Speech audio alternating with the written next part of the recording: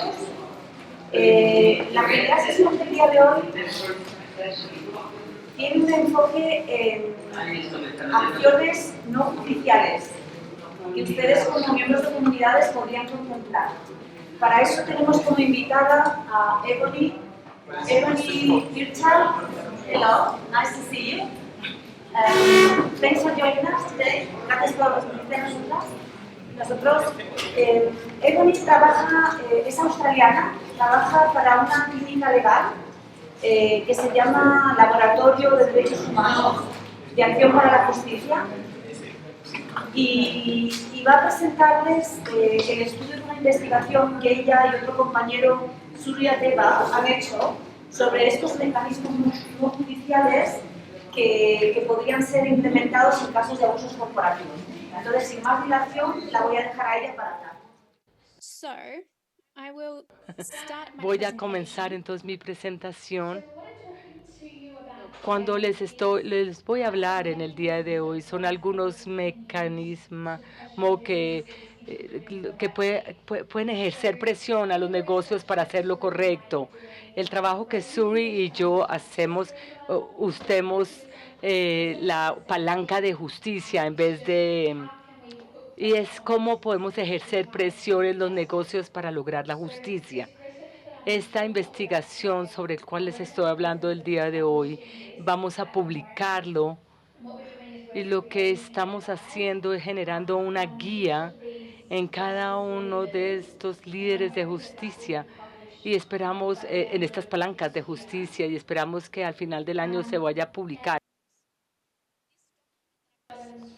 Ah, lo que vemos en la pantalla el día de hoy y voy a compartirla después con Susi. Si ustedes ven algo en la pantalla y que quieren escribirlo, quiero decirles que les voy a enviar la presentación a Susi para que ustedes tengan la copia y al final del año ojalá tengan los recursos apropiados que queremos producir y esperamos tener esas guías se traduzcan también a otros idiomas. Y esperamos que para final del año estas guías van a estar ya disponibles, impresas. Es un gran proyecto, ha sido mucho trabajo tratando de organizar todo este tipo de información. Hoy vamos a hablar entonces 6 mecanismos diferentes. Estos son los mecanismos sobre los que les voy a hablar. El primero es puntos de contacto nacionales, instituciones de derechos humanos nacionales, activismo de partes interesadas.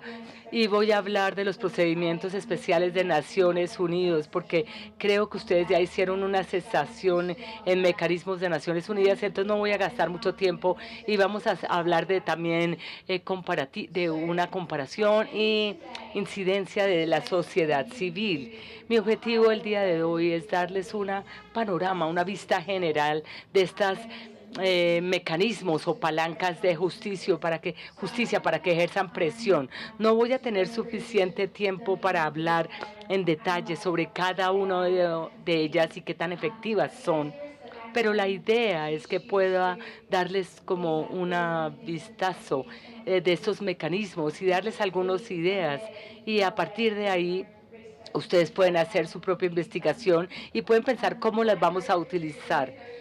Cuando yo voy a analizar cada uno de estos mecanismos ahora y les voy a dar también información general y les voy a hablar de ejemplos o un caso de estudio sobre cómo se han utilizado estos mecanismos.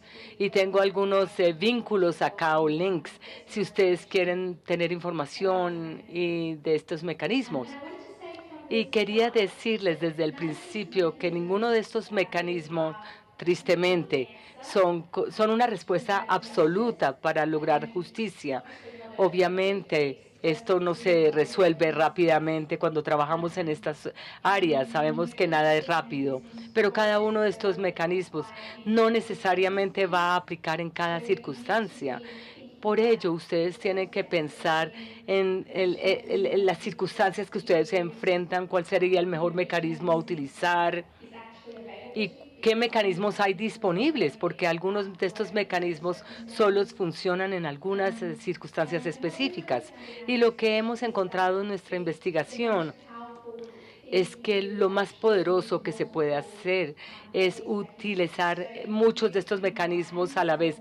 Si combinan varios de estos mecanismos, genera más presión que simplemente utilizar solo uno. Y eso también vemos en algunos casos de estudios que les vamos a mostrar, donde todos estos mecanismos o de alguna manera trabajaron conjuntamente. Digamos, la incidencia de la sociedad civil, el último que hablamos, es básicamente muy útil en todos, junto con todos los demás mecanismos. Yo no quiero presentárselos a ustedes como respuestas para los problemas. Si hagan una querella de un punto de contacto a nivel nacional, no, eso no. Quiero es darles ideas acerca de las diferentes opciones que existen y que se han utilizado en algunos casos. Y en algunos casos han tenido algún impacto. La primera que quisiera hablar, bueno, perdón, esto es lo que acabo de decir, cuál es el objetivo del día de hoy, presentarles estas ideas. Tampoco mencioné que algunas de estas mecanismos son mecanismos remediales, digamos como el punto nacional de contacto. Uno puede presentar una querella y puede que el punto nacional de contacto empiece a investigar. Por eso es un mecanismo remedial, más directo. Y algunos de los otros mecanismos sobre los que les voy a hablar son menos directos, como la incidencia de la sociedad civil, por ejemplo. No es un mecanismo donde uno presenta una querella y hay un ente investigativo que hace la investigación. Es menos directo. La idea es ejercer presión sobre el negocio, pero no es un mecanismo remedial como algunos de los demás. Cada uno de estos mecanismos es un poco diferente, como ustedes se darán cuenta en la medida que avance la presentación. El primero que tenemos acá es el punto de contacto a nivel nacional.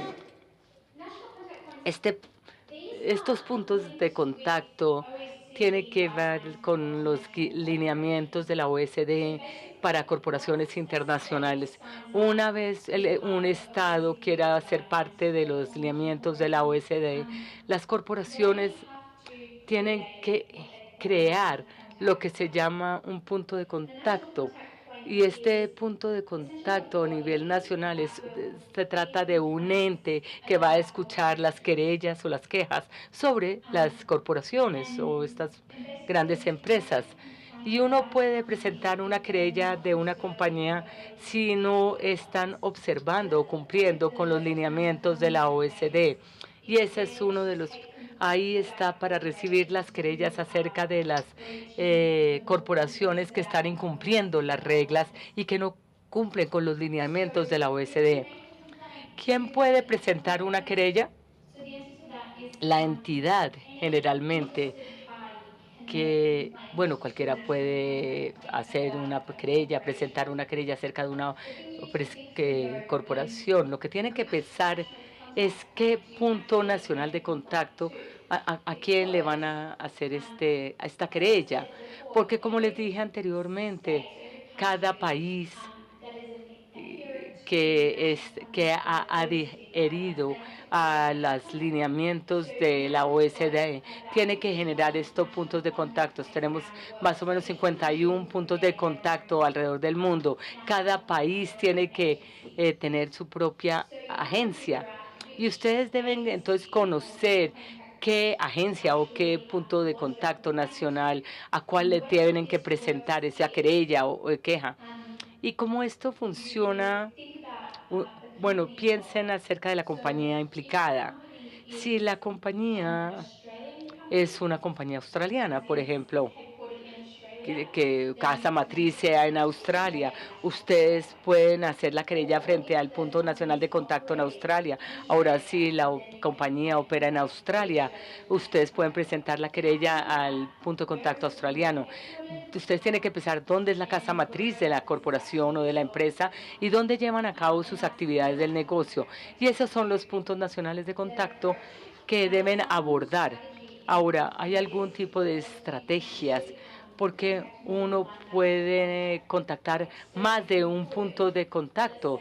Digamos que haya una compañía australiana que opera en Colombia, que abre dos puntos de contacto sobre a los cuales ustedes pueden presentar la querella, pueden hacerla, como es una compañía australiana, pueden presentar la querella entre Australia, pero también pueden presentarla al punto nacional de contacto en Colombia. Y hay unas cosas, tienen que pensar sobre algunos aspectos aquí. También existe la disposición para hacer una querella o presentar querella sobre compañías que están implicadas, pero quizás no son la compañía principal. Por ejemplo, si una minera no está haciendo lo correcto, uno puede saber cuáles son los bancos que financian, por ejemplo, este proyecto minero. Y de ahí pueden presentar una querella sobre los bancos implicados. Entonces no es solo, uno no puede presentar querellas solo acerca de la compañía principal, sino otras compañías que influyen en este proyecto y que están implicadas en el proyecto. Y hay estrategias en pensar qué compañías y cuáles puntos de contacto nacionales a quienes se deben dirigir estas quejas o querellas. Algunas de las ventajas con estos puntos, con una querella a un punto nacional de contacto, es un camino más directo, como ya les dije. Es quizás uno de los mecanismos más directos sobre el cual les voy a hablar el día de hoy, porque lo que sucede es que ustedes presentan la queja y este punto de contacto nacional va a investigar y ellos pueden hacer un proceso de remediación donde buscan un intermediario para discutir con la empresa. Y este mecanismo también ha llevado a donde muchas partes interesadas han sido compensadas. O, es como ya les dije, es una forma más directa, es un mecanismo que es más directo. Y una de las otras ventajas que tiene es que no hay fronteras. Uno puede demandar o presentar querellas acerca de su país o compañías que que operan por fuera, pero que tienen una jurisdicción muy amplia desde el punto de vista geográfico. Y este tipo de quejas o querellas no cuesta dinero cuando uno aborda el punto nacional de contacto y estos deben hacer sus propias investigaciones y por eso es asequible. Pueden abordarlos, pedirles que hagan una investigación. La única salvedad que yo haría es que algunos puntos de estos de contacto van a exigir más de evidencia antes de que consideren o reciban el caso. Por eso a veces les van a pedir que hagan unas investigaciones ustedes que de pronto requieren un gasto en recursos, pero es un mecanismo, yo diría que de bajo costo. Y las ventajas con estos puntos nacionales de contacto, las quejas presentadas ante ellos, es que lo que sabemos que hay leyes blandas que no son aplicables, las decisiones o los hallazgos que no son aplicables, no pueden forzar a una compañía a que siga sus recomendaciones. Y también hay una disparidad entre los puntos nacionales de contacto alrededor del mundo.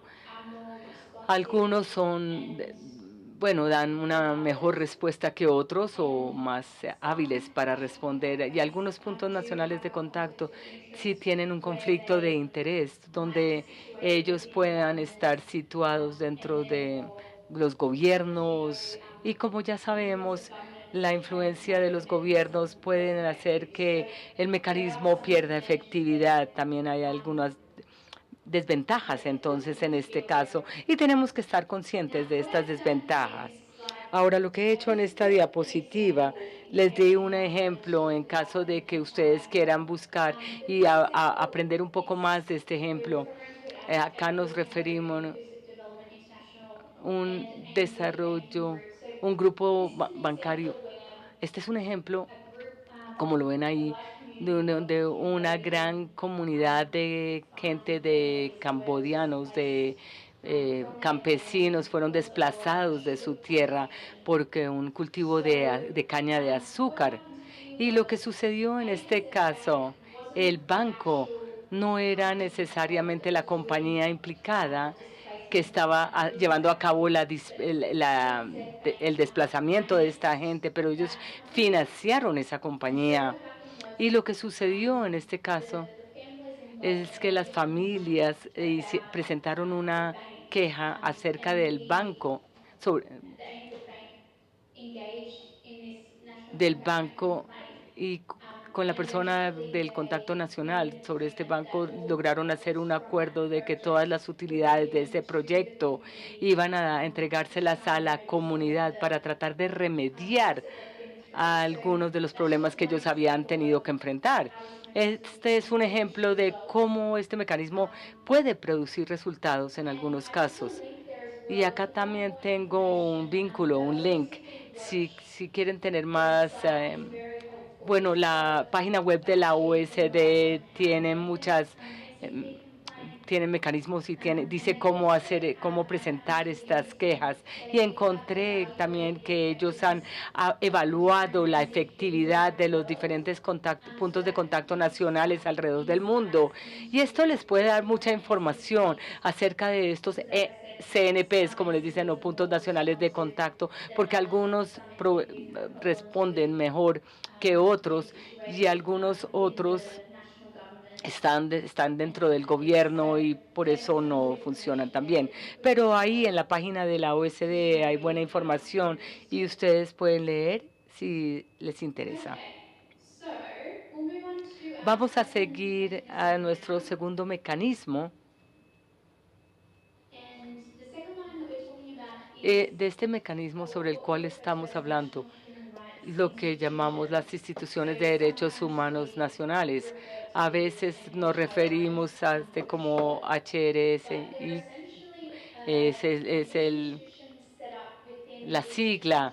Y generalmente hay instituciones de estas en cada país que deben promover y proteger los derechos humanos. En realidad existe un acuerdo con Naciones Unidas que se llama el Principio de París, y esos principios de París, ese acuerdo de principios de París provee lineamientos a las instituciones de derechos humanos sobre lo que deberían y no deberían hacer.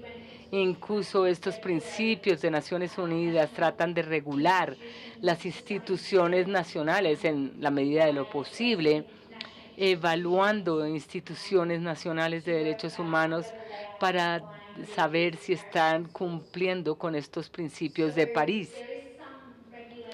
Aquí hay alguna, bueno, regulación a nivel internacional sobre qué deben hacer las instituciones de derechos humanos nacional. Obviamente aquí hay lineamientos, pero como la mayoría de cosas a nivel internacional, cada país es diferente y existen diferencias entre un país y otro.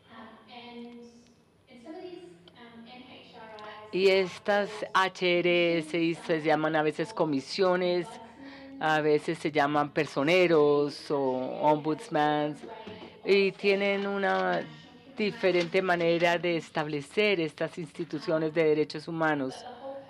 Pero el propósito de estas instituciones es promover los derechos humanos y algunas son más efectivas que otras, como les dije, otras tienen mecanismos diferentes que utilizan.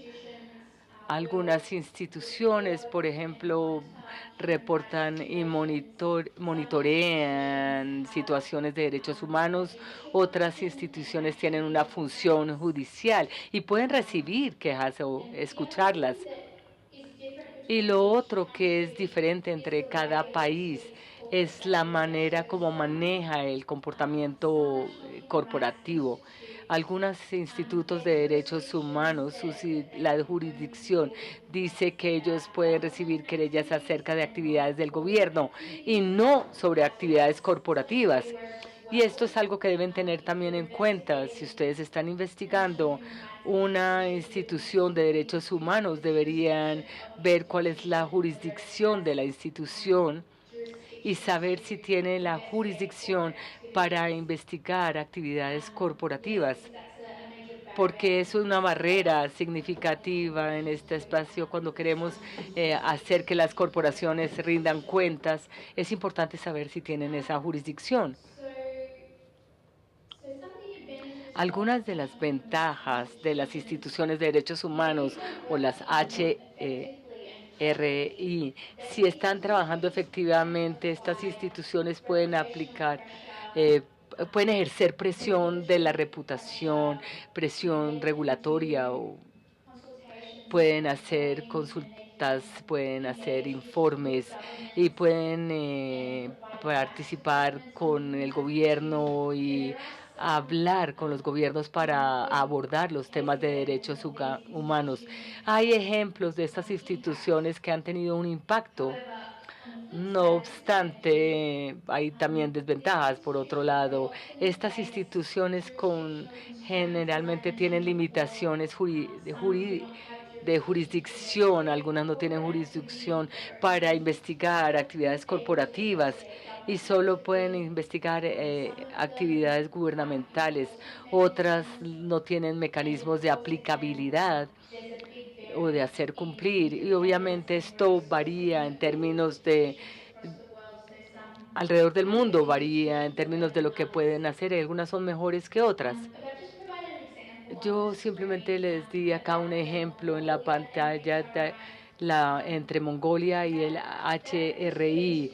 Esa institución de derechos humanos de Mongolia puede monitorear y hacer reportes sobre actividades mineras como un ejemplo, y también pueden analizar otras compañías y pueden también instigar litigios civiles en algunas circunstancias. Entonces, como ustedes pueden ver, algunas de estas instituciones sí tienen mucho poder y tienen la capacidad de generar impacto en las corporaciones.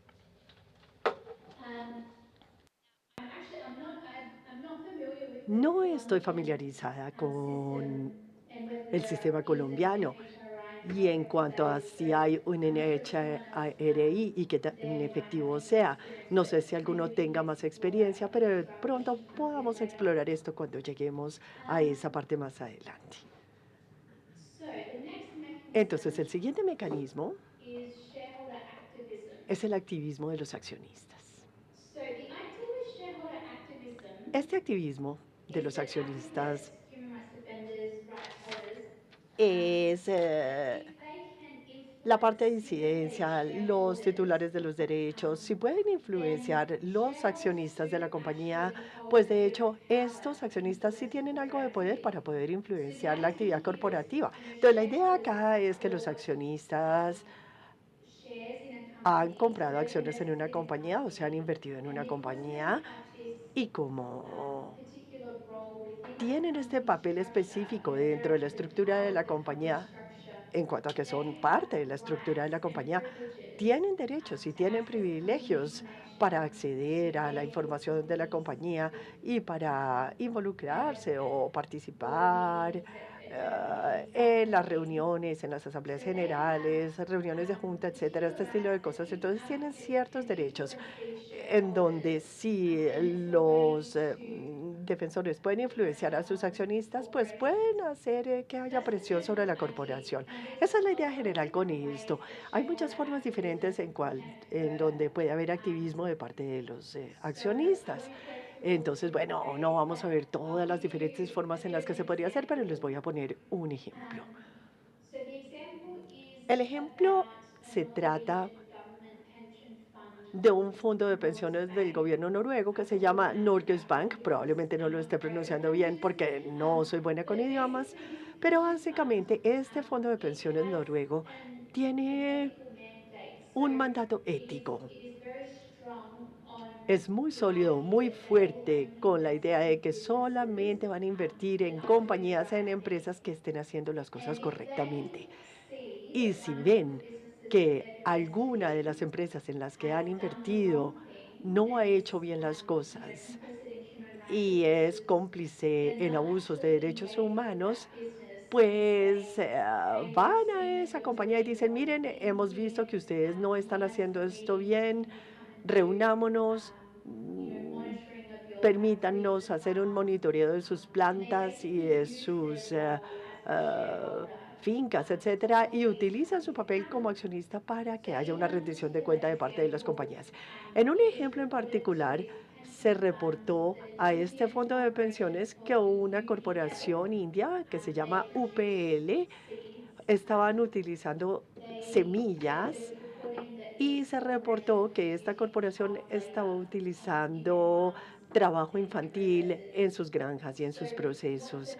Entonces, lo que hizo este fondo de pensiones noruego fue que le dijo a esta compañía UPL, bueno, la tenemos detectada acá como una corporación que no está haciendo las cosas correctamente y les vamos a hacer un plan de monitoreo a 5 años en donde esperamos ver mejorías.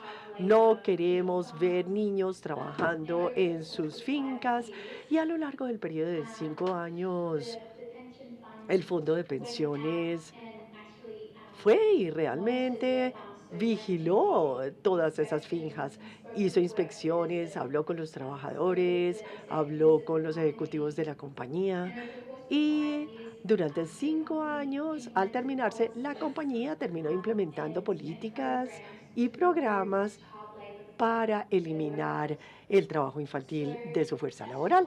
Entonces, este es apenas uno de los ejemplos de qué manera puede funcionar bien el activismo de los accionistas. Hay otros ejemplos en donde los accionistas le pueden decir a una compañía, mire, si usted no cambia su política sobre este tema, voy a retirarme de la compañía y voy a vender mis acciones y eso va a tener un impacto sobre el precio de su acción. O hay otra forma de activismo de parte de los accionistas. Los accionistas pueden votar en una reunión de la compañía diciendo, queremos votar a favor de que se cambie tal o cual política. O sea, hay múltiples maneras en las cuales el activismo de los accionistas puede funcionar. El reto acá es obviamente encontrar accionistas que se identifiquen con el problema sobre el cual queremos incidir. Y el otro reto es dilucidar, saber quiénes son los accionistas de la compañía con quienes estamos tratando. Entonces, la cosa no es tan sencilla, no es así nomás, pero si pueden encontrar accionistas que simpaticen con ustedes, es una gran herramienta, porque tendremos ahí gente que ya está dentro de la corporación y que tiene bastante poder.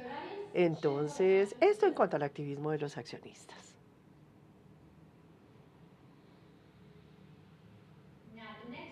Ahora bien, el siguiente mecanismo, como les decía, simplemente lo voy a hacer muy corto porque yo entiendo que tienen otra sesión en la que van a hablar de esto.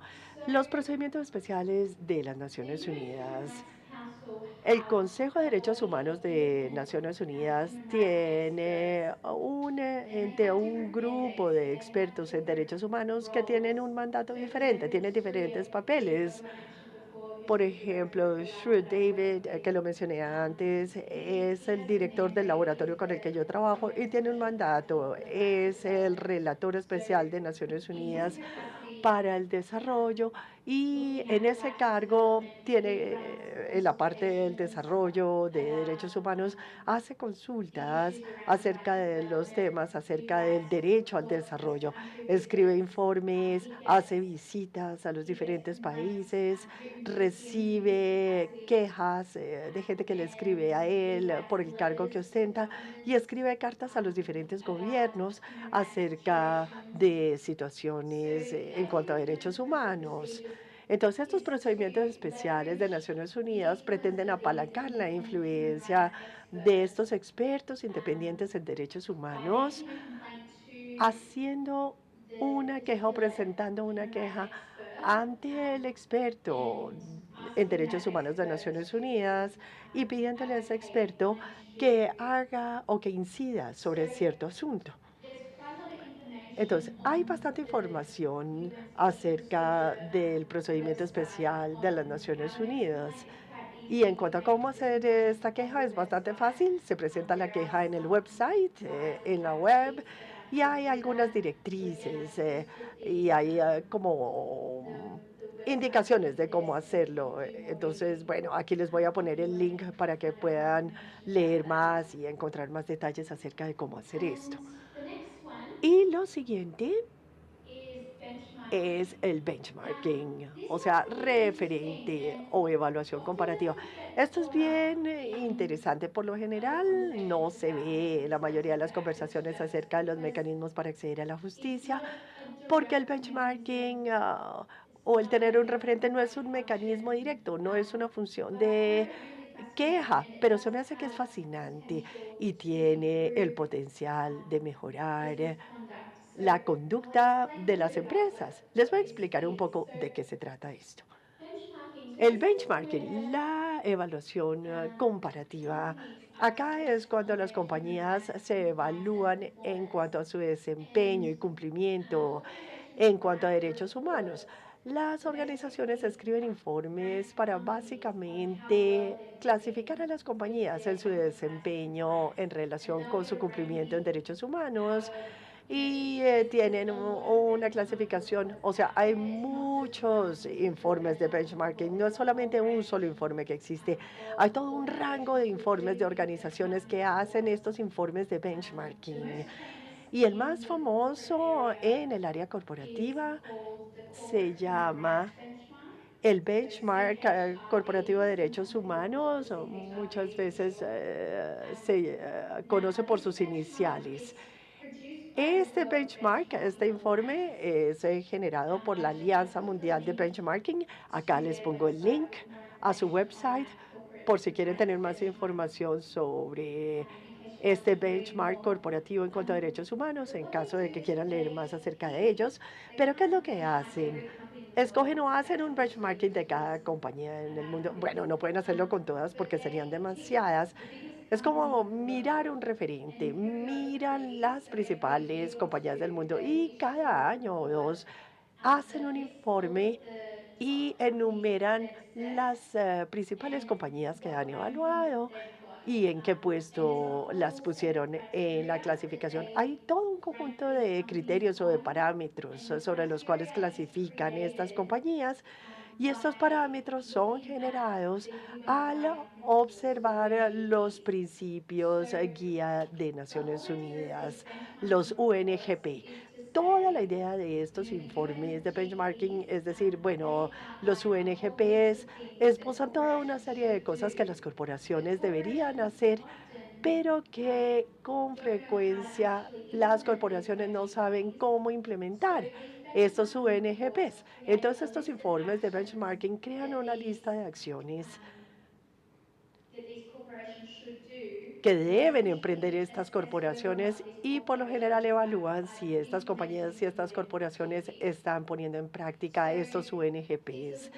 O sea, es una forma muy útil que tienen las compañías para tener más claridad en cuanto a cuáles son exactamente las expectativas que se tienen de ellas en cuanto a derechos humanos y también es una buena manera de rastrear el avance hacia los UNGPs, o sea, como las pautas de las Naciones Unidas, porque muchas de estas compañías lo que sucede es que están muy mal clasificadas. En este momento estoy en un proyecto en donde estamos clasificando compañías australianas en este sentido con base en los mismos parámetros y metodología que este benchmark corporativo en cuanto a derechos humanos y nos muestra que las compañías australianas, de acuerdo con nuestro estudio, están clasificadas muy mal, no están haciéndolo muy bien en cuanto a cumplir con los UNGPs.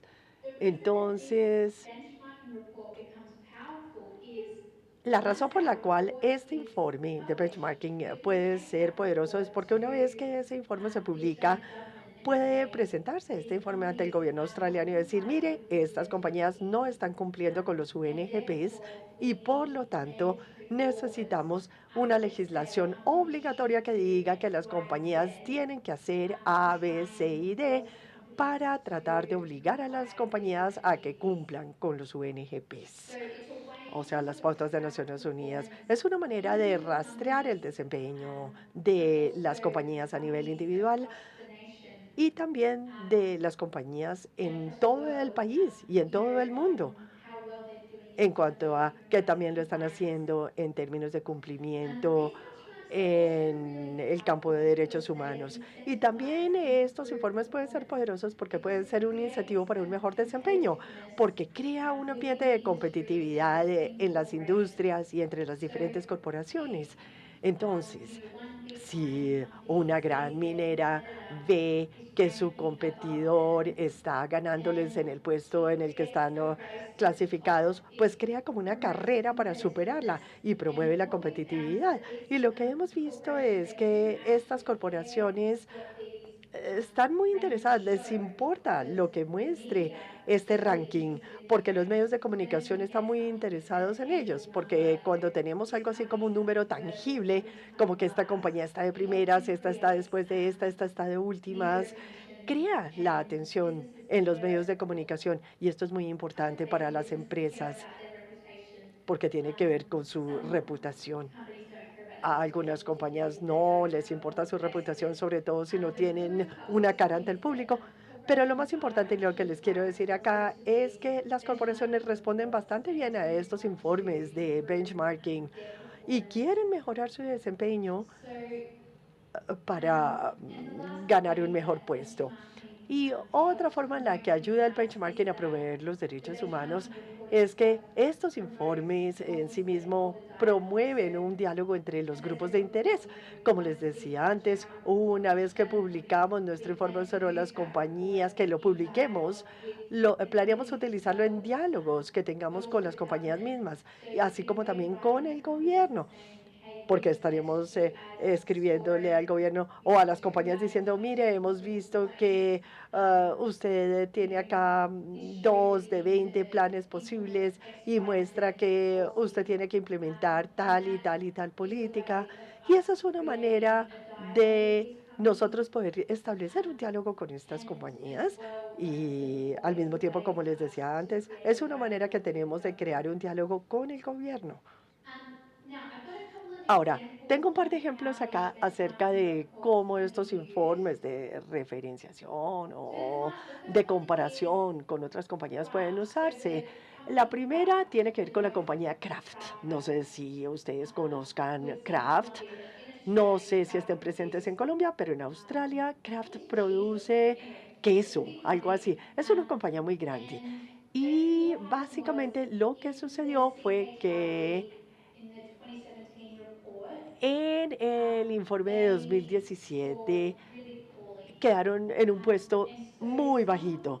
Y entonces algunos de los inversionistas de Kraft vieron este mal puesto que estaban teniendo en esa clasificación y emitieron una resolución de parte de los accionistas pidiéndole a la corporación que generara un informe sobre su desempeño y debida diligencia en cuanto a derechos humanos porque querían saber por qué la compañía estaba siendo clasificada tan bajo, tan mal. Entonces, vemos que podemos ver cómo estos informes de benchmarking pueden ser utilizados por activistas para ejercer presión sobre una compañía. Y como les decía antes, este es un buen ejemplo de cómo algunos de estos mecanismos pueden funcionar en conjunto, juntos, porque acá tenemos el informe de comparación o de benchmarking, que es parte del panorama, pero también tenemos el activismo de parte de los accionistas y cómo los inversionistas están presionando a la compañía por los malos resultados que tuvieron en el benchmarking. Ese es un ejemplo. El segundo ejemplo que les quería dar tiene que ver con una minera australiana que se llama Río Tinto. Río Tinto se volvió muy buena en cuanto a los resultados en el CHJB, que sorprendió a muchos, porque ellos no tienen una buena reputación en el mundo de los derechos humanos. Entonces, recibieron atención de los medios en cuanto a su buena clasificación, al buen puesto que obtuvieron en ese ranking.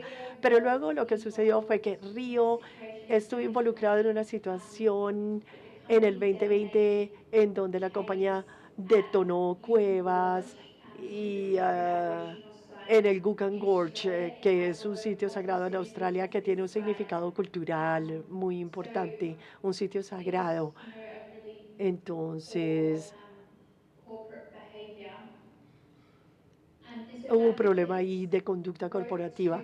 Entonces, los abogados se escribieron a la organización de benchmarking y pidieron que a Río se le quitara esa posición en el ranking porque dijeron que esta voladura mostraba que Río no estaba desempeñándose correctamente en el campo de derechos humanos. Y todo este evento atrajo la atención de los medios y los abogados escribieron una carta abierta que se publicó en los medios y Río respondió públicamente e hizo una declaración acerca de la situación. Y lo que sucedió fue que el informe de benchmarking eventualmente decidió emitir una declaración condenando la conducta de Río Tinto, y anexaron una declaración acerca de los resultados más recientes, así que cualquiera que esté leyendo el informe de benchmarking puede ver la mala conducta de Río Tinto.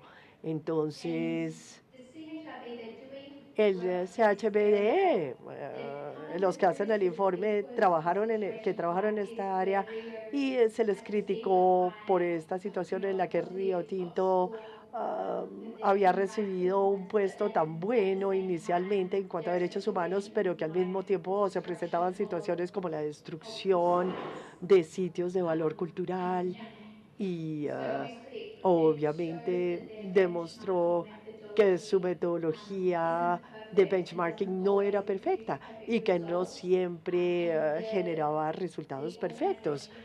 Y la organización de benchmarking pues está tratando de mejorar los procesos que usan para hacer un mejor reconocimiento de estos aspectos, eventos de derechos humanos que ocurren. Entonces, no es un mecanismo perfecto, pero ninguno de los otros es perfecto tampoco, pero ha ayudado a ofrecer otra avenida para crear un diálogo y lograr la participación de compañías creando atención alrededor de sus actividades corporativas. Bueno, muy bien. Ahora bien, lo último de lo que vamos a hablar acá es la incidencia, la promoción de parte de la sociedad civil. Este es un tipo de mecanismo muy dinámico, muy flexible. Vemos esta incidencia de la sociedad civil por todas partes y hay toda una serie de diferentes incidencias que se pueden hacer, campañas en los medios, peticiones, escribir artículos en los periódicos, hacer documentales, hacer informes investigativos, todos estos mecanismos. O sea, se trata de crear conciencia acerca de cierto tema y tratar de ejercer presión reputacional sobre cierta compañía, tratar de informar a la sociedad acerca de lo que está sucediendo. Así que en realidad no estamos hablando de un mecanismo directo, no es un mecanismo que pueda remediar lo que un procedimiento de queja busca, pero sí es una manera de ejercer presión sobre las compañías.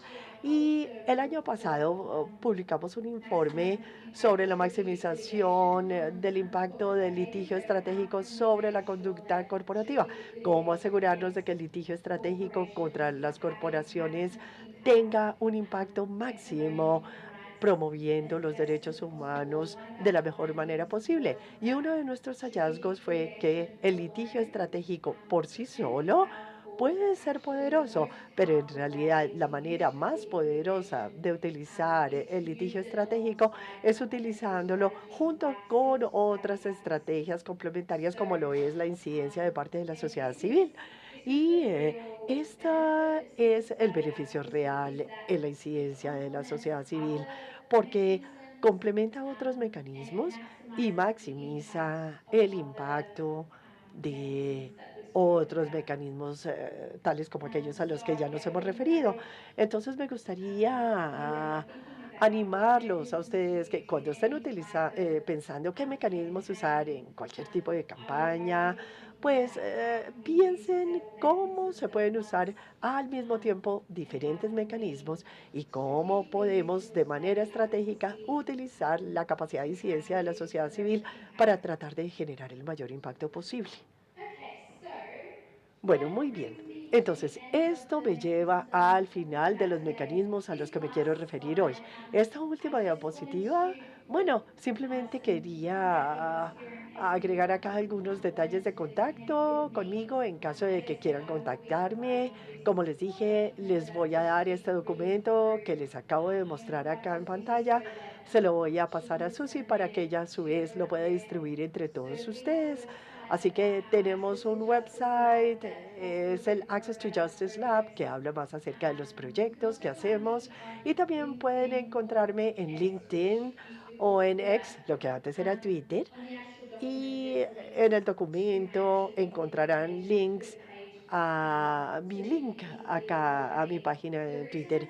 Y la razón por la cual les sugiero que me contacten en los medios sociales, que me encuentren, que me busquen, es porque cuando genero un informe de investigación, como por ejemplo estas guías que saldrán más adelante este año, las pongo siempre en mis cuentas de mis medios, de mis redes. Entonces, si van a mis redes, podrán tener acceso a cualquiera de los recursos que publiquemos y que estemos publicando en el futuro.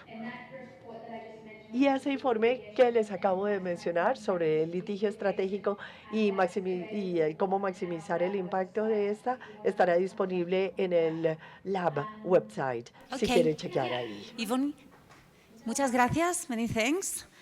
Shall we do a round of questions? ¿Hacemos ahora una ronda de preguntas?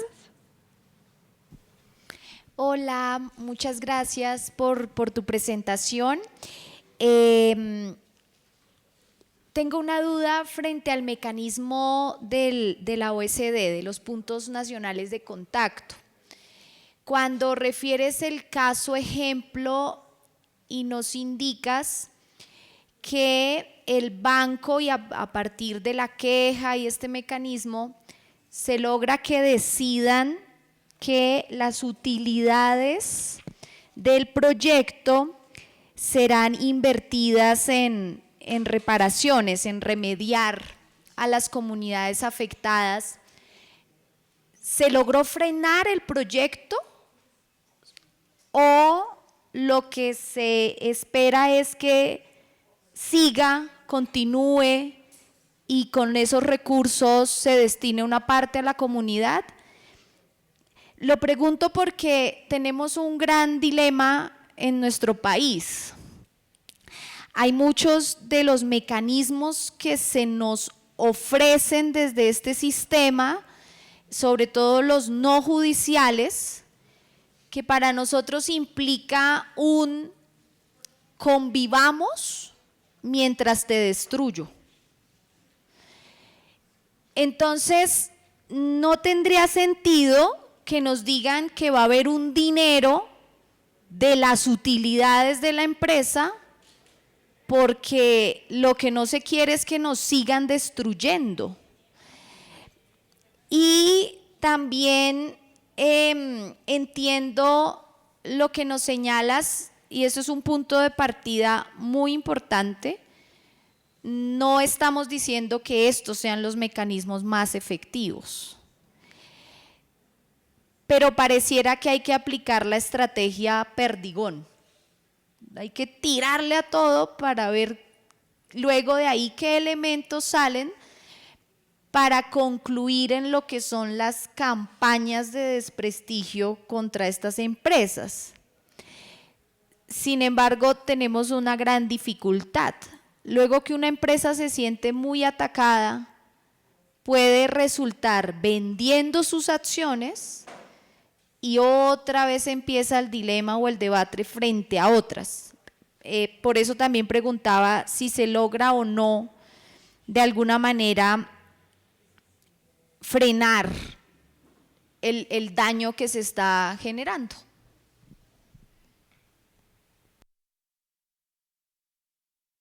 Thank you. I should say that I missed the first part.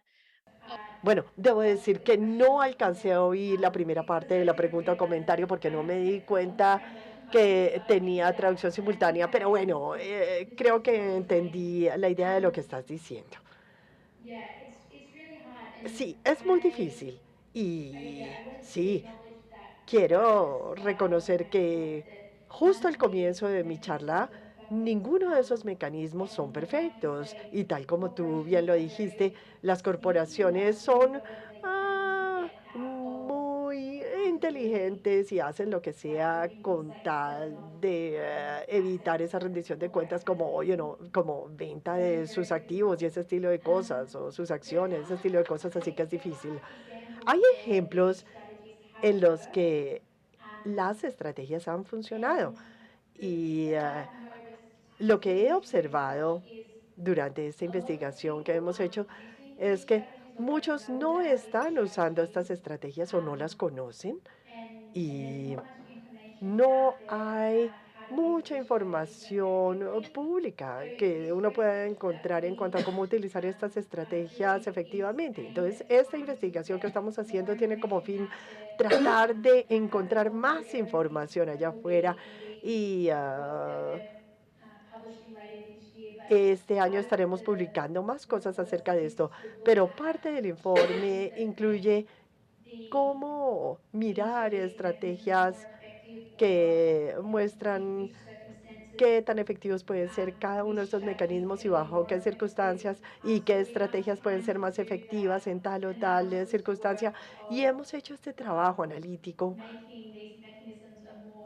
para hacer que estos mecanismos sean una estrategia mejor dirigida, en lugar de tener el estilo perdigón, tal como tú lo dijiste, porque me doy cuenta que la utilización de todos estos mecanismos exige tiempo y recursos, y muchas veces no lo tenemos.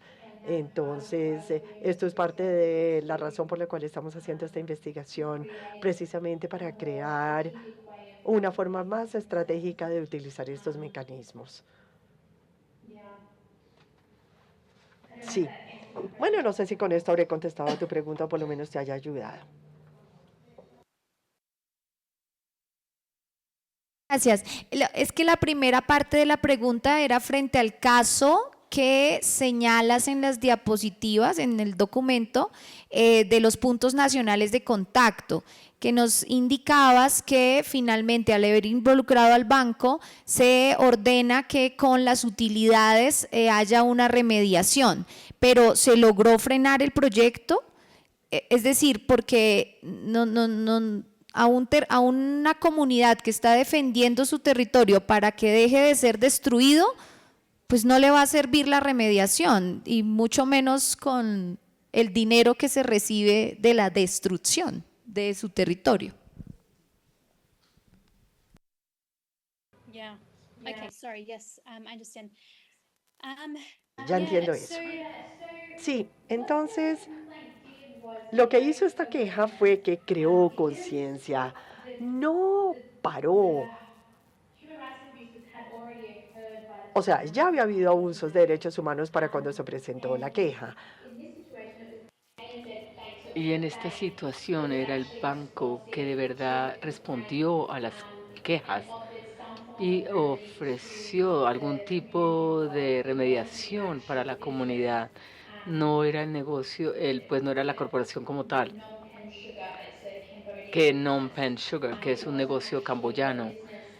No fue, el negocio no dejó de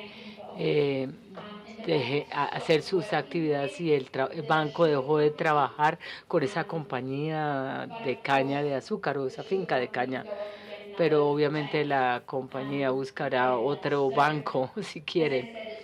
Pero como les dije, no es una respuesta perfecta, pero recibir compensación y por lo menos una ayuda para aliviar sus proezas es mejor que nada, pero como usted lo dijo claramente, no es una solución completa. Gracias. Peter, ¿querías hacer una pregunta?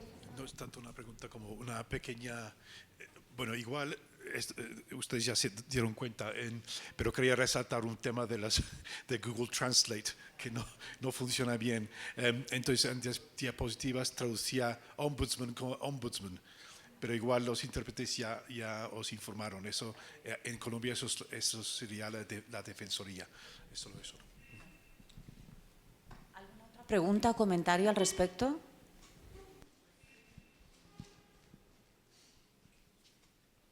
Gracias. Yo quería aportar desde la experiencia en el Putumayo, desde lo que nos está pasando y lo que nos quieren hacer que pase. Y nosotros hemos retomado una de las últimas de las sentencias de diciembre de 2023, el estado de cosas inconstitucional, donde la Corte le ordena a todo el gobierno nacional, al Estado colombiano, de cómo blindar dentro de los mecanismos de participación, como los planes de desarrollo municipal, departamental, que todas las acciones, los presupuestos y las funciones de inversión tienen que ir con un enfoque en derechos humanos. Y en ese sentido tenemos que ahí, si no lo colocaron, les dio esa sentencia de 6 meses a 1 año máximo para hacerlo. Exigirlo desde este momento, leamos esa sentencia y lógicamente fundamentado en los derechos humanos que son de 3ª y 4ª generación, que es el derecho a un ambiente sano, que no es territorial, sino global, por cuanto estamos a 1.5 o a menos de la hecatombe mundial, de la casa común que es la tierra. Y ahí mismo tenemos los planes básicos de ordenamiento territorial que deben también por sentencia 4360 ajustarse y actualizarse porque están atrasados. 12, 15, 20, 30 años, en algunos municipios ni existe el PBOT. Y lo último, que por lo que nos pasó en Mocoa, en la avalancha de 2017, podemos blindar también con otro mecanismo, plan de ordenamiento y manejo de la cuenca, que coincide con el Plan Nacional de Desarrollo Potencia Mundial para la Vida, que es el ordenamiento alrededor del agua. Cada municipio, cada territorio, cada vereda o resguardo tiene una afluente de agua, un arroyo, una cisterna, un agua subterránea o la misma agua de mar y de lluvia que tiene que ser protegida en torno al ordenamiento alrededor del agua. Eso es blindar todo lo que tiene que ver para no llegar después a empezar a denunciar, sino antes de adelantarnos. Y lo último que podemos blindar, inclusive en el patio de tu casa, de tu chagra, de tu resguardo, es determinar por un acto pequeñito en la autoridad ambiental o en el ministerio, en la reserva natural de la sociedad civil.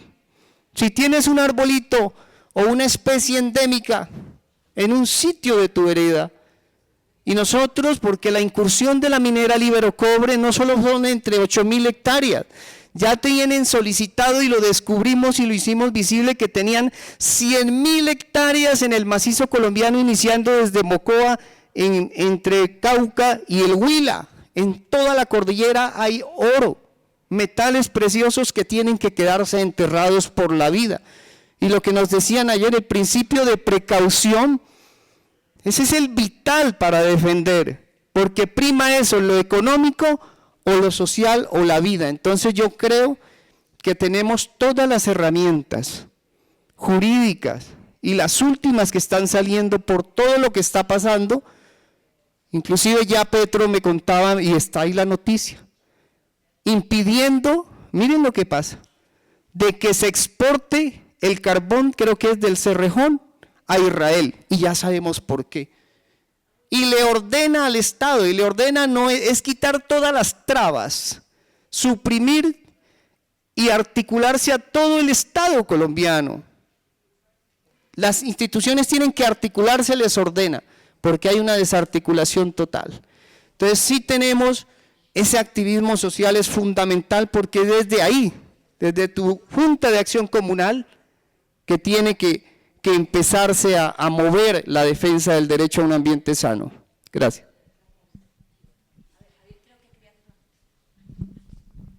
Adil. Buenos días, Ebony, ¿cómo estás? Un saludo desde Bogotá. Bueno, para ilustrar mi pregunta tengo que decir que nuestro presidente manda aquí en la ciudad de Bogotá, él ordena en el Palacio de Nariño, pero en las regiones de Colombia el presidente no gobierna, no manda, ni tampoco manda el comandante de las fuerzas militares, el comandante de la policía. Nunca han mandado, a menos que tengan una relación directa con los grupos armados ilegales. Esto para decir que Colombia tiene 60 años de conflicto armado, sometidos por diferentes estructuras armadas. Y pese a ello, se firmó un acuerdo de paz, pero hoy hay 3 grandes estructuras armadas, casi con más hombres que en los últimos 2 acuerdos de paz. En conclusión, hay una debilidad institucional, una corrupción administrativa y un conflicto que crece exponencialmente. Las multinacionales han aprovechado ese contexto de violencia, de graves violaciones a los derechos humanos, para extraer impunemente los recursos naturales y ordenar asesinatos de líderes sociales, líderes ambientales y empobrecer a nuestras comunidades, destruir el medio ambiente. Mi pregunta es, ¿cómo podemos hacer una campaña internacional, por ejemplo, demostrando los graves impactos de South 32 y poder responsabilizar a nivel internacional o vincular a sus socios en el mundo, en Australia, teniendo en cuenta que aquí donde ellos operan no han sufrido jamás un solo atentado de los grupos armados que han operado durante 70 años? Primera conclusión. Pero hay casi 50 líderes indígenas que se oponían a la empresa asesinados. Entonces esto nos dice que, sin tener que prejuzgar que ha habido algún tipo de connivencia, relacionamiento o apoyo de esta empresa con sede en Australia y en Sudáfrica con el crimen organizado. ¿Cómo poder iniciar una campaña de incidencia política internacional y cómo hacer que los socios conozcan esta situación y por qué no sean responsables? Vamos a dejar que Ebony responda y después damos palabra a más preguntas. Ebony, do you want to answer some of those questions?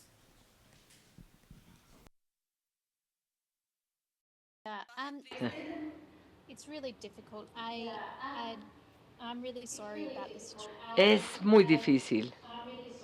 Yo lamento muchísimo la situación de Colombia y odio o escuchar que una compañía australiana está implicada, porque yo soy australiana. De eso se trata este trabajo.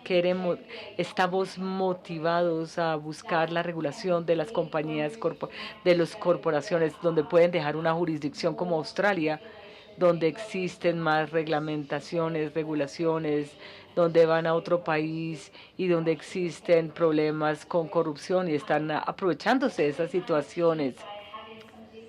Obviamente esto ayuda teniendo mecanismos a nivel internacional para empezar a regular estas grandes corporaciones. Y de eso se trata, busca mi trabajo personal, cómo regular a las empresas australianas que no están haciendo lo correcto. Muchos de los accionistas no tienen ni idea qué está sucediendo en Colombia. Y yo tengo que ser muy cuidadosa en el trabajo que realizo, porque nunca quiero poner en riesgo las personas locales y no quiero que estén en riesgo hablando de los problemas de derechos humanos, pero tampoco podemos quedarnos callados porque tenemos miedos de las grandes corporaciones. Entonces es una tensión muy fuerte. Yo tengo el privilegio de vivir en Australia, tan lejos de esos conflictos armados, de esa corrupción. Yo tengo aquí una mejor protección en términos de yo puedo hacer este trabajo de incidencia con mayor protección, y estamos tratando de crear redes a nivel internacional para hacer este trabajo de incidencia, específicamente o particularmente para personas como los colombianos que están en riesgo. Pero es difícil, y todas estas tensiones sobre las cuales ustedes hablan son muy complejas, y si podemos generar o tener mayores regulaciones a nivel internacional, va a ser más difícil para estas grandes corporaciones entrar, explotar en sus entornos y explotarla y aprovechar la situación. Pero yo no tengo respuestas exactas en este momento. Yo simplemente espero que el trabajo que yo estoy haciendo y que mis colegas están haciendo, que ayude eventualmente a subsanar. Ahora sí. Hola, muy buenos días. Soy Sor Marina Solís de San José de Uré, Córdoba. Quiero hacerte una pregunta porque me interesó mucho este tema. Cuando se habla de los principios de cada país que trata de regular para ver si están cumpliendo con los principios, obvio, cada país es diferente a otro. Pero aquí tú hablas de que hay unas instituciones para promover los derechos humanos, dentro de esas las personerías y las comisiones. En este caso, en Colombia, ¿cuáles serían esas comisiones?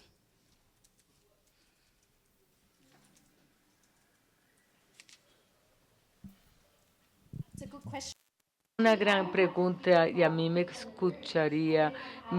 encantaría escucharlos. Ustedes han tenido experiencias con instituciones colombianas. Yo no conozco, como yo soy en Australia, mi enfoque tiene que ver más con la región asiática. Nunca he tenido que lidiar con instituciones de derechos humanos en Colombia. ¿Algunos de ustedes aquí en el salón tienen experiencia en esas?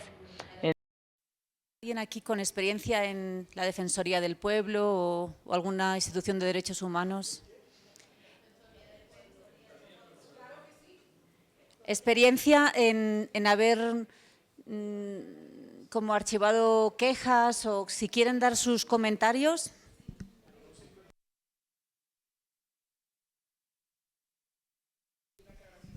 Bueno, yo me atrevería a compartirles una experiencia. Existe una plataforma que se llama La Guajira le habla al país. Ese nombre es muy literal. La Guajira le quiere hablar al país para que en otros territorios no ocurra lo que a ellos les ha ocurrido. En La Guajira se han activado absolutamente todos los mecanismos judiciales internos, desde acciones de tutela, acciones de nulidad, procedimientos administrativos incluso, hay de todo.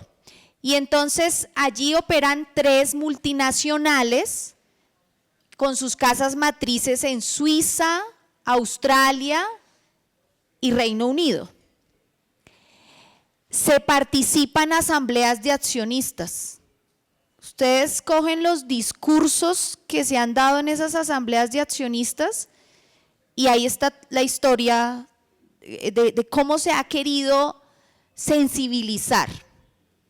Solo un accionista en una ocasión le dijo a una madre guayú que iba a vender sus acciones y que con el dinero de esas acciones se lo iba a donar para que le comprara los medicamentos a su hijo enfermo por el polvillo de carbón.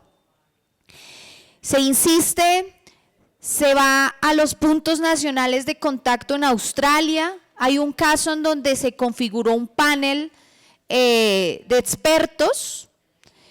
Este panel hizo un informe, unas recomendaciones que nunca se cumplieron, y hay un documento suscrito por uno de los expertos que así lo advierte. Y dice, nada de nuestras recomendaciones que evaluamos a través de la queja se cumplieron. Luego vamos a las Naciones Unidas. 7 relatores de Naciones Unidas suscribieron una petición, unas recomendaciones al Estado colombiano a propósito de la situación de esta empresa. Se logra ganar una sentencia que pone en freno la explotación de un cauce muy importante para La Guajira, donde estamos hablando de escasez hídrica. Esta sentencia significó, o la reunión de todas estas cosas que se han hecho, entre muchas más, además la presentación de 3 quejas ante el punto nacional de Irlanda, el punto nacional de Suiza y el punto nacional de Reino Unido. Reino Unido y Suiza cerraron las quejas, sin más ni menos. La única queja que en este momento está abierta es la de Irlanda. Nosotros acudimos a este sistema para volver a decirle al sistema que no sirve para nada. Tener insumos para decirles, esto no sirve. Ese es nuestro objetivo. Ya nos cerraron 2, ya podemos decirle a Suiza y a Inglaterra que eso no sirve. No nos vuelvan a hablar de puntos nacionales de contacto en un caso, digamos, ya como el que estamos hablando. Habrán otros en los que sí toque iniciar el camino, como nos lo señaló la expositora. Pero para concretar, perdón que ya me estoy extendiendo mucho. BHP y Anglo American venden sus acciones y se queda dueña de toda la empresa, que es la mina a cielo abierto más grande de Latinoamérica, la multinacional Glencore. Es una de las multinacionales con más casos abiertos de violaciones de derechos humanos, ambientales y territoriales en todo el mundo, pero sigue violando. Y esta multinacional en Perú o en Bolivia ya ha vendido también sus empresas a empresas pequeñas, a empresas que ni se conoce el capital y que toca volver a empezar todo ese ejercicio de perseguir su capital. ¿Por qué les quiero señalar del caso de Glencore? Porque Glencore, como sí logramos frenarles la explotación del arroyo Bruno, es que no se han podido mover, no han podido sacar todo el carbón que esperan, entonces se fue y demandó al Estado colombiano ante el Tribunal de Arbitramiento Internacional, que de eso también hemos estado hablando. La cuestión es que hay muchas experiencias que ya nos permiten valorar y ser muy críticos de estos sistemas para poder decirles de frente, no puede ser que funcionen sin unos criterios o unos principios que realmente determinen un camino certero para las comunidades. Y cierro diciendo que también hay una demanda, hay una sentencia en Estados Unidos que yo creo que es la sentencia que todos y todas deberíamos estarnos estudiando, porque es la única sentencia en el mundo que le dijo al Banco Mundial que no era inmune, que podía ser demandado. Ya el banco está haciendo consultas, opiniones consultivas, las instituciones financieras están haciendo consultas para decir a la gente, no, mire, nosotros estamos queriendo mejorar nuestros principios y regularnos, ¿no?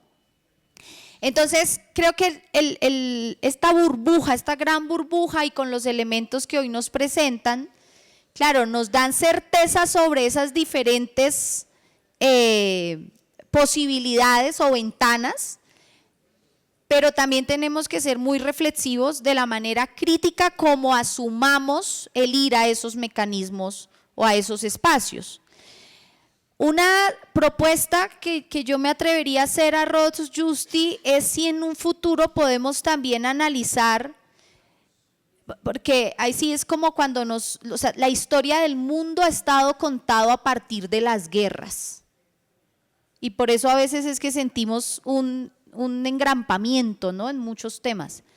Pero ¿y qué tal si la historia del mundo lo contáramos a partir de los movimientos pacifistas?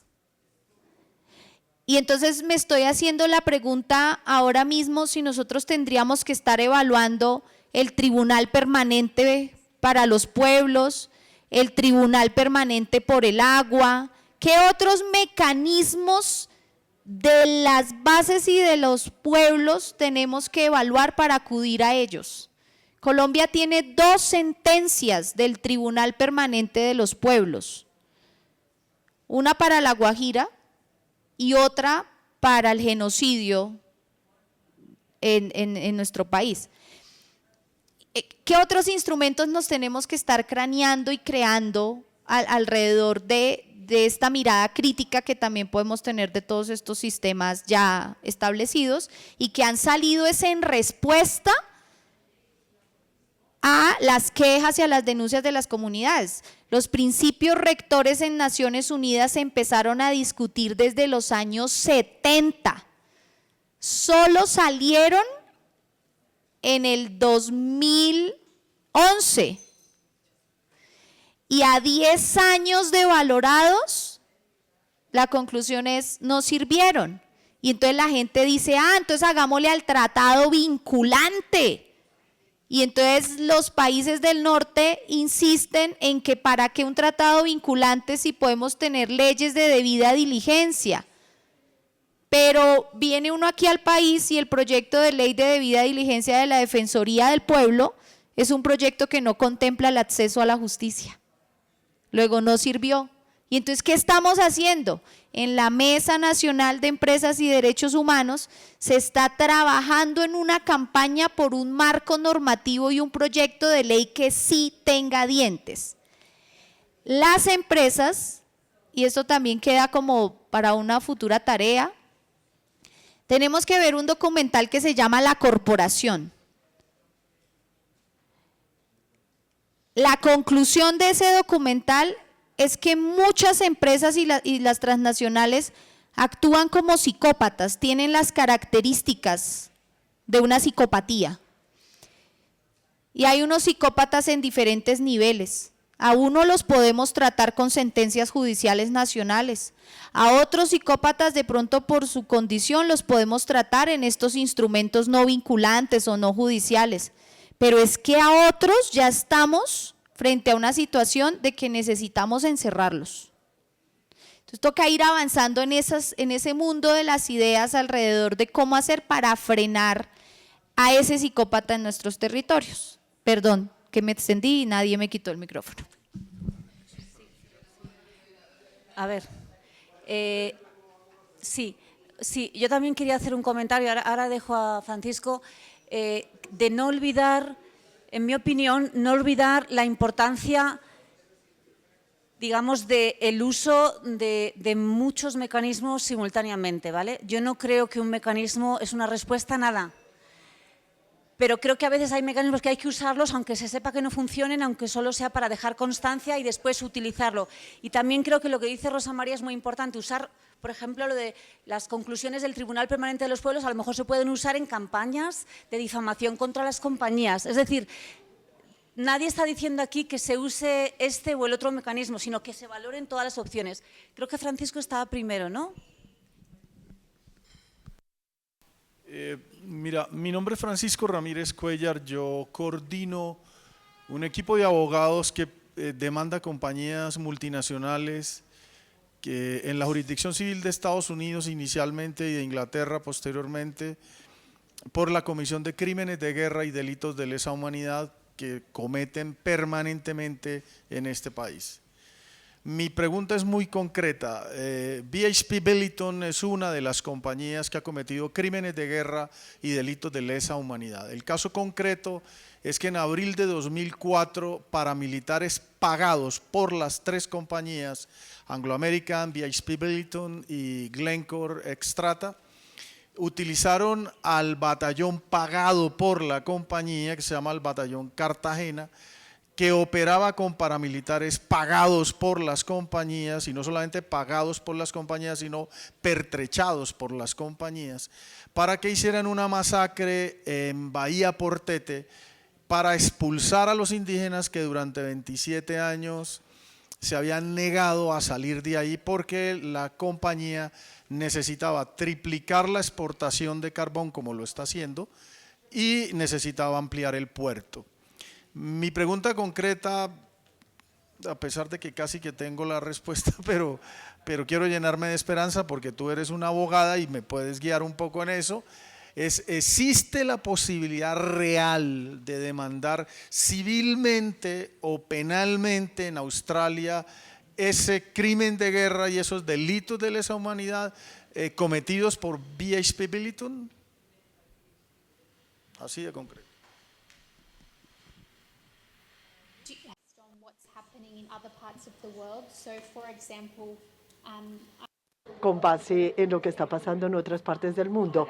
Por ejemplo, yo actué en nombre de los refugiados y una compañía australiana en Papúa Nueva Guinea, bueno, tuvo éxito en cuanto a lograr que se le dieran 90 millones de dólares australianos en compensación a estas víctimas. Entonces, puede lograrse, no es fácil, como todo, no es fácil. Hay que investigar los hechos de las circunstancias de las que estén hablando. Y no conozco bien todos los detalles, pero hay maneras en las que pueden presentar casos ante los tribunales australianos en razón de lo que otras empresas están haciendo en otros países. Por favor, contáctenme con entera libertad, sobre todo si hay una compañía australiana involucrada. Y yo puedo mirar la situación. Ya estoy trabajando con Susi para investigar otra situación en Colombia. Y me encantaría que me contactaran para ver qué puedo hacer para ayudarlos. Tengo buenas relaciones con bufetes australianos que estarían dispuestos a investigar, pero es difícil. No quiero implicar que esto vaya a ser fácil. Es muy difícil, tal como todos los demás mecanismos a los que nos referimos antes. Es difícil. Hubo un caso preciso en estos últimos 2 días. Estoy segura de que ustedes habrán oído de esto. Un caso en Estados Unidos en donde un tribunal de Estados Unidos declaró responsable a la compañía por asesinatos de individuos colombianos. Chiquita, ¿no es cierto? Creo que así lo llaman, ¿no es cierto? ¿Han oído acerca del caso de Chiquita? Simplemente quería mencionarlo en caso de que no hubieran oído acerca de esto. Pero sí, esa fue buena noticia. Y creo que que haya salido esta decisión, bueno, obviamente tuvieron que esperar muchísimo tiempo para que se diera. Y no soy abogada, pero me pregunto si ese caso en el que ustedes están de Chiquita Brands, si los patrones, digamos, que han utilizado ustedes de investigación y si se podrían a lo mejor estudiar y ver en qué medida algunos de esos patrones se podían llevar al contexto australiano, ¿no? Por eso sería a lo mejor interesante hablarlo con Ebony. Y también esta tarde a las 6 hay una firma de australianos que trabajan también muy estrechamente se llaman Blackburn Maures, y también con ellos se podría hablar de ese tema.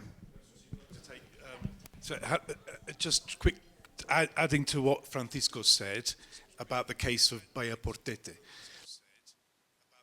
Sí. Bueno, voy a hablar del caso de Bahía Portete. Este es un caso de una masacre después de que se rejó su proyecto de expansión P500 que desviaba el río y que iba a darles paso a mucho carbón y tenían que expandir las instalaciones de esta área. So no, in Australia, En Australia se puede presentar un caso con base en delitos internacionales en Australia. Lo que sucede en Australia es que si Australia es signataria de un acuerdo internacional, el gobierno australiano tiene que crear una ley nacional para promulgar la norma internacional y entonces los tribunales australianos pueden aplicar la legislación nacional. Entonces, Australia no es la mejor en cuanto a derechos humanos.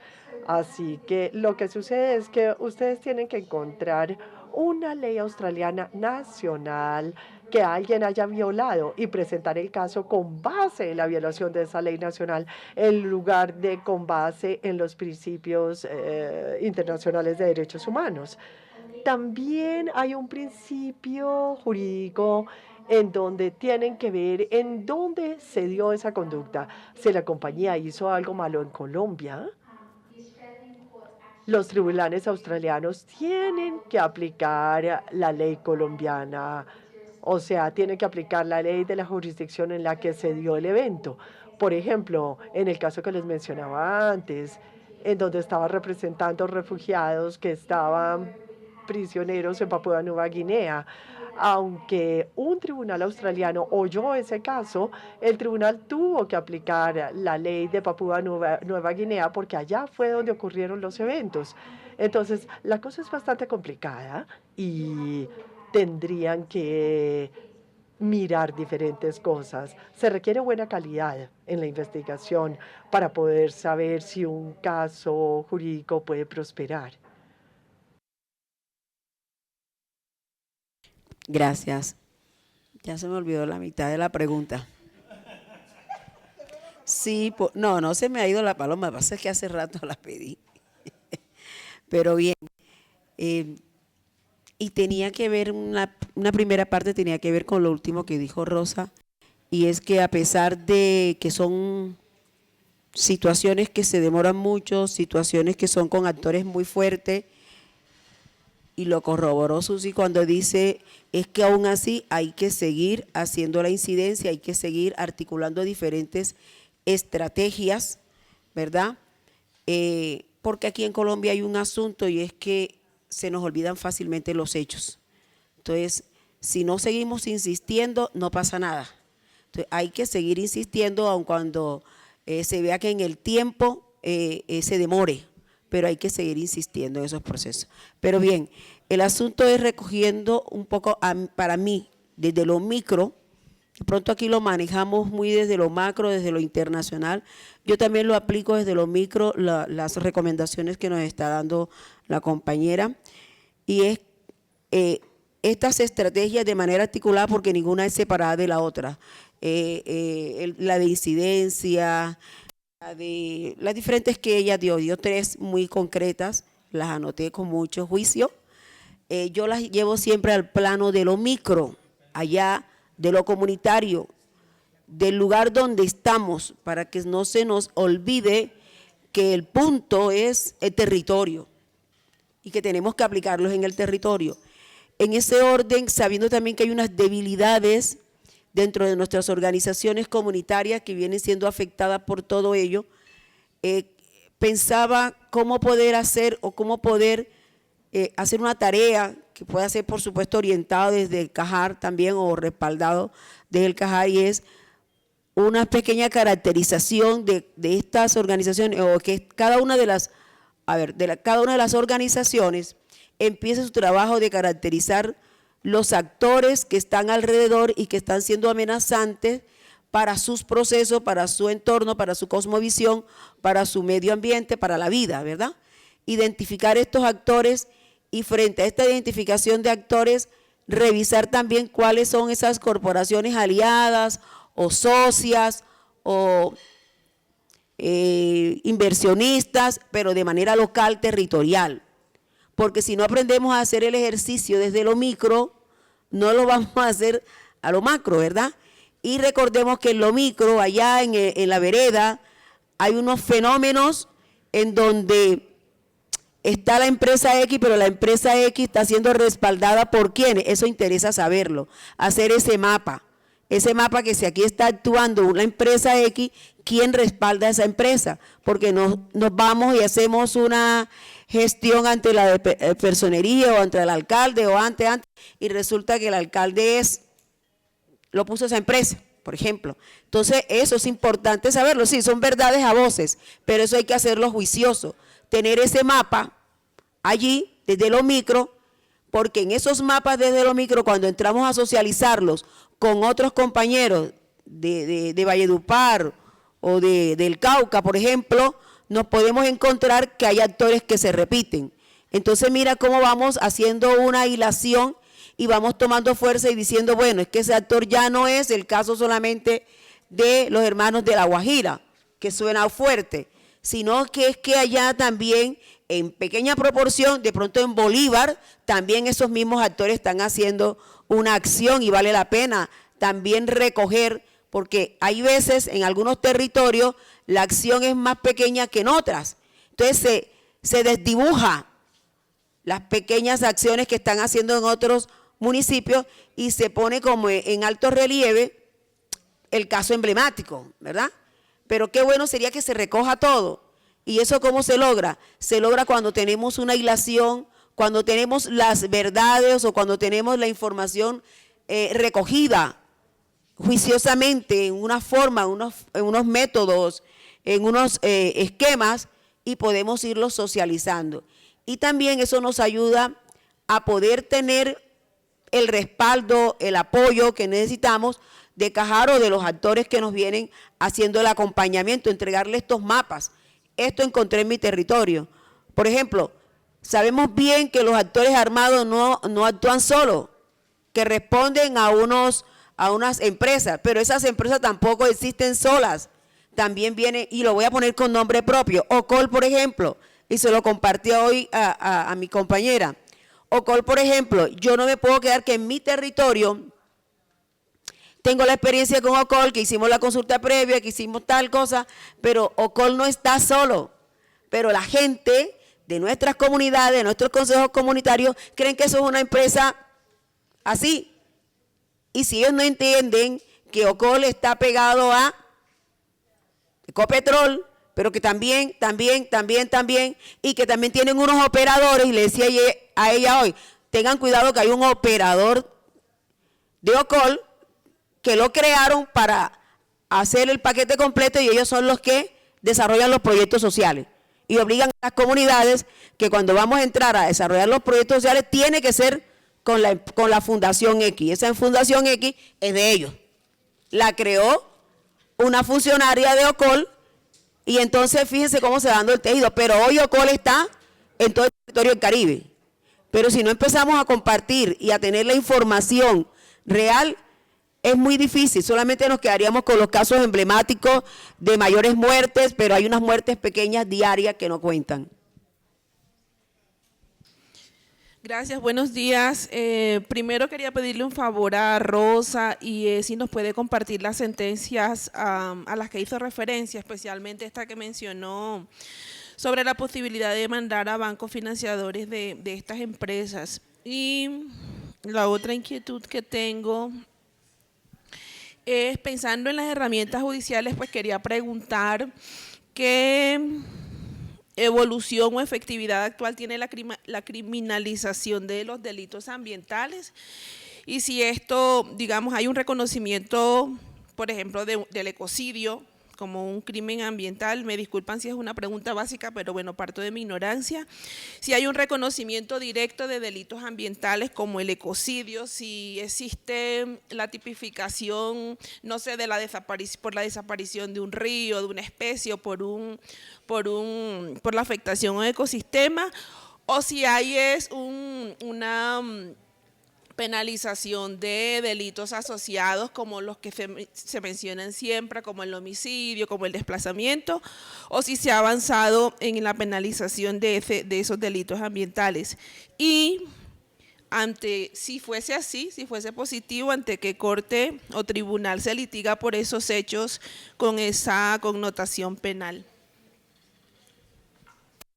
Y yo quisiera hacerle una amoroso llamado de atención a los organizadores, Susi y Peter, y es que, digamos, aquí se establecieron unas reglas, un acuerdo, ¿verdad? Hicimos un acuerdo como de reglas para el buen desenvolvimiento del espacio, y yo quisiera como poner sobre la mesa que es una regla para todos, ¿sí? Entonces, cuando establecen los turnos de preguntas y de intervenciones, pues ustedes también están sometidos a esas reglas. Entonces, como respetar ese orden, porque ya lo han hecho varias veces y es que se saltan ese orden por hacer sus preguntas o sus propias intervenciones.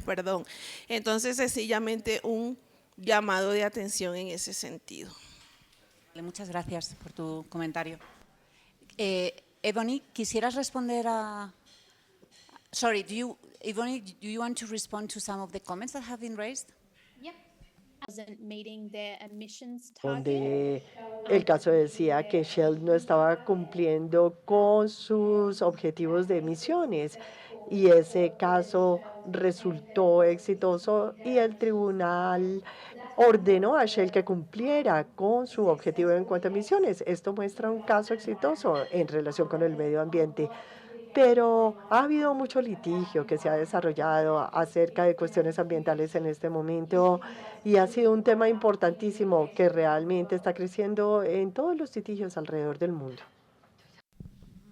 No, complementar que la Corte Penal Internacional también ha tenido algunas sesiones e incluso opiniones consultivas donde se está discutiendo tipificar en concreto el ecocidio. En el marco de lo jurídico, aquí en Colombia existe una debilidad, porque el tipo penal dice el que sin permiso contaminare, ¿no? Y entonces es como aquí los permisos se han dado a la diestra y siniestra, pues entonces el que dice tengo permiso, pues contamina. Hola, pues escuchando todo en defensa y pro de los derechos humanos y donde nos hemos visto vulnerados, yo tengo una pregunta, de pronto partiendo de mi ignorancia, si de pronto Ebony nos puede colaborar o alguno de los que están en la sala, me he dado cuenta acá escuchando a todos mis compañeros que en otros lugares de Colombia llevan mecanismos más adelantados que en mi municipio, por decir el Morales Sur de Bolívar. Entonces, donde hemos sido vulnerados como campesinos, han violado todos nuestros derechos, con lo que son los cultivos de palma, las aspersiones aéreas, con glifosato, donde nos han dejado a los campesinos con la tierra inerte, donde no se produce nada y el campesino vive del campo. Las palmas nos han secado los lagos, los ríos. Entonces mi pregunta es, ¿a qué entidades nos podemos dirigir como para conseguir los recursos para que nos ayuden con un estudio donde podamos manifestar todo eso ante el gobierno? Esa es un poquito mi pregunta, les agradezco.